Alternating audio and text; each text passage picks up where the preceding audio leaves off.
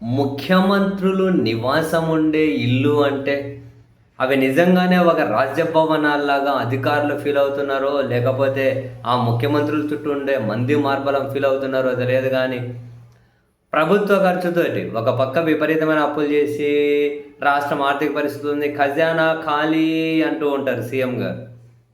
తీరా చూస్తే అనవసరమైన ఖర్చుల కోసం వాళ్ళ ఇంటికి పోయే దారి అని, ఇంటి చుట్టూ అని, భారీ హంగుల కోసం రోజు పత్రికలో ఒక వార్త కనిపిస్తూ ఉంది. విపరీతమైన ఖర్చని. ఈరోజు మళ్ళీ హెడ్డింగ్ చంద్రబాబు నాయుడు గారి నివాసానికి భారీ ఖర్చులట. కళాత్మక విద్యుత్ దీపాలు. ఆల్రెడీ విద్యుత్ దీపాలు బ్రహ్మాండంగా ఉన్నాయి. కానీ ఈసారి కళాత్మక విద్యుత్ దీపాలంట అవేదో. దానికోసం 5.55 కోట్ల మంజూరట. ఆ పనులకు 4.27 కోట్ల అంచనాతో టెండర్ పిలిచిన సిఆర్డీఏ అట. 5 రోజుల్లో టెండర్ ముగిసిపోవాలట. 2016లోనే ఆ కరకట్ట రోడ్డు పైన విద్యుత్ దీప స్తంభాలు, అత్యాధునిక లైటింగ్ ఏర్పాటు చేశారట. అవి బ్రహ్మాండంగా ఉన్నాయట, బాగా పనిచేస్తున్నాయట. ఇప్పుడు అవి మరింత కళాత్మకంగా ఉండాలని చెప్పి ఇంత ఖర్చు పెట్టారట. చంద్రబాబు ప్రత్యేక హెలికాప్టర్ విమానాలకు ఈ ఆర్థిక సంవత్సరంలో ఇప్పటివరకు 41 కోట్లు ఖర్చు చేశారట.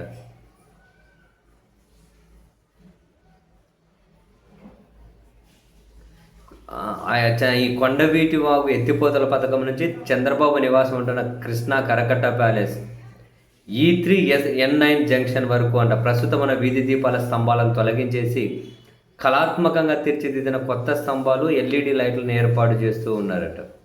ఈ మేరకు సిఆర్డీఏ కమిషనర్ కన్నబాబు అనుమతి ఇచ్చారట.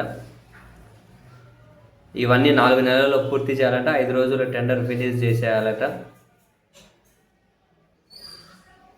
బేసిక్గా ఈ 18 నెలల్లో చంద్రబాబు నాయుడు గారి నివాసం ఉంటున్నారు. ఇది మళ్ళీ చంద్రబాబు గారి నివాసమా తెలియదు, వాడుకున్నారా తెలియదు, ఆయన సొంతదా తెలియదు, ఎలా ఉన్నారో కూడా తెలియదు. అది దానికోసం ఇప్పటికీ దాదాపు కోట్ల రూపాయలు ఖర్చు పెడుతూ వస్తూ ఉన్నారట.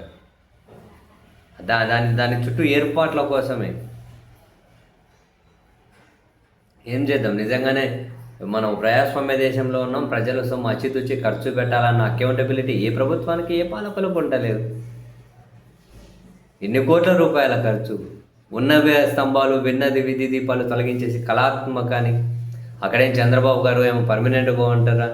ఎవరైనా ముఖ్యమంత్రి గారు ఇప్పుడు ఈయన ఉంటే ఇది అధికారిక నివాసం, మళ్ళీ ఇంకో దగ్గర ఇల్లు కడుతూ ఉన్నారట. ఒకవేళ నెక్స్ట్ ఏమంటారు అది రెడీ అయితే అధికారిక నివాసం, వీళ్ళు దిగిపోతే ఇంకొకరిది అధికారిక నివాసం. ఇటువంటి వాటికి అనవసరంగా ఖర్చు పెట్టకూడదు కదా. కానీ చెప్పేది ఎవరు, వినేది ఎవరు?